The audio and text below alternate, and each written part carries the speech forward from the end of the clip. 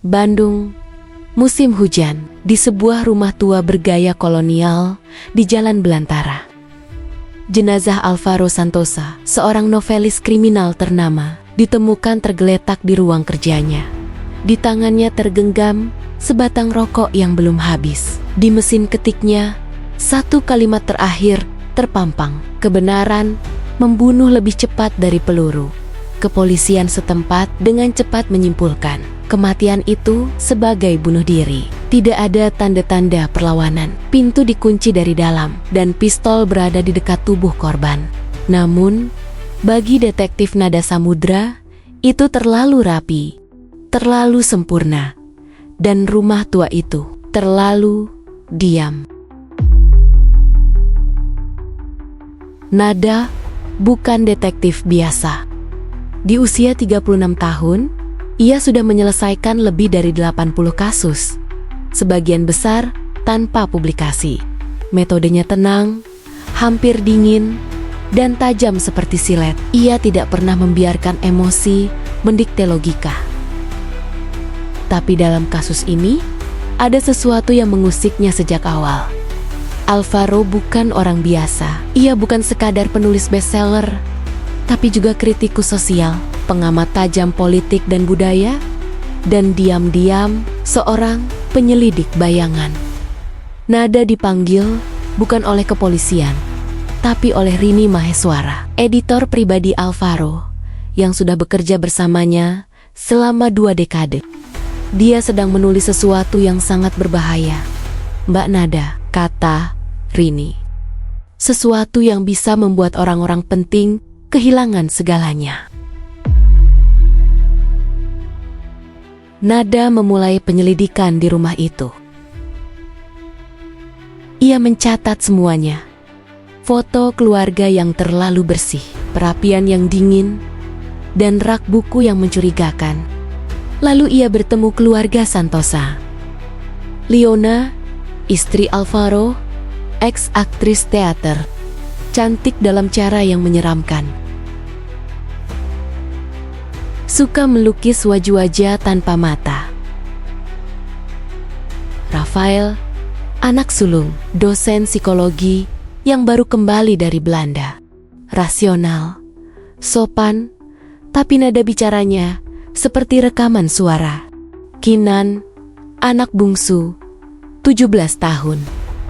Nyaris tidak pernah bicara, menghabiskan waktu di loteng, menggambar. Paman Agus, adik Alvaro. Mantan wartawan, pemabuk, pendendam.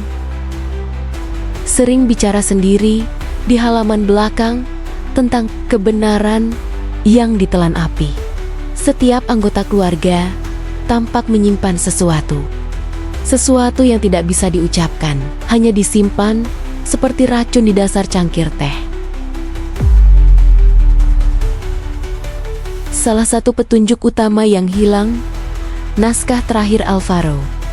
Rini mengklaim bahwa naskah itu sudah hampir selesai. Judulnya Ruang Kedua, tapi tidak ditemukan di komputer, mesin ketik, atau brankas rumah. Nada mencurigai bahwa naskah itu disembunyikan. Tapi oleh siapa? Ia juga menemukan pola aneh. Kematian Alvaro mirip dengan bab terakhir novel sebelumnya, Malam yang Terhapus. Skenarionya hampir identik. Bunuh diri palsu yang ditutupi dengan manipulasi. Apakah Alvaro memprediksi sendiri kematiannya? Nada mulai menggali masa lalu Alvaro. Ia menemukan catatan lama tentang Bram Wiratama, sahabat Alvaro yang menghilang 20 tahun lalu secara misterius. Ternyata, Bram dan Alvaro pernah menyelidiki kasus korupsi dan penghilangan paksa seniman-seniman lokal di era awal reformasi. Bram hilang sebelum sempat menerbitkan bukunya. Alvaro tidak pernah bicara soal itu lagi. Tapi dalam beberapa ceramahnya yang terekam di radio, Nada menemukan pengkodean nama-nama yang disebut bukan fiktif, melainkan kode-kode dari kasus lama.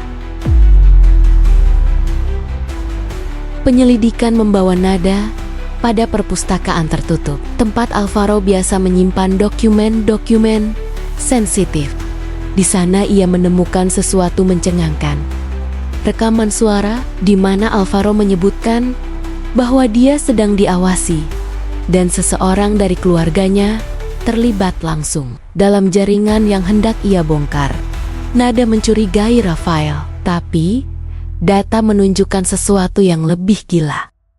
Rafael tidak hanya kembali karena ayahnya meninggal. Ia ternyata juga sedang diselidiki oleh KPK atas aliran dana dari Yayasan Budaya ke rekening di luar negeri. Suatu malam, Kinan muncul di depan kamar. Nada, ia menyerahkan gambar berbingkai. Di balik bingkai, Nada menemukan flash disk. Isinya versi lengkap naskah ruang kedua. Isinya bukan fiksi. Isinya adalah dokumentasi rahasia tentang jaringan intelektual palsu, sebuah lingkaran elit di Bandung yang memanipulasi dana seni dan budaya untuk mencuci uang politik dan menyingkirkan penyalis-penyalis berbahaya. Di bab terakhir, nama Rafael disebut terang-terangan. Nada mengatur pertemuan keluarga. Ia memutar rekaman suara Alvaro terakhir di ruang kerja. Jika kamu mendengar ini, aku sudah mati. Tapi ingat, aku mati karena memilih mengungkap kebenaran. Dan kebenaran ada di antara kita. Rafael panik, mencoba membakar naskah, tapi terlambat. Nada telah mengirim salinan ke berbagai media. Saat ditangkap, Rafael hanya berkata, ayah lebih memilih kata-kata daripada darahnya sendiri. Rafael di penjara. Leona menghilang ke luar negeri. Kinan mulai bicara dan mulai menulis puisi. Rumah tua itu kini ditinggalkan. Jadi situs budaya penuh legenda gelap. Nada pulang ke Jakarta. Di mejanya ada surat dari penerbit. Kami ingin menerbitkan kisah ini, tapi kami ingin tahu, apakah detektif Nada bersedia menulis bab terakhirnya? Nada menatap jendela. Di luar, Jakarta hujan. Ia mengambil pena dan mulai menulis.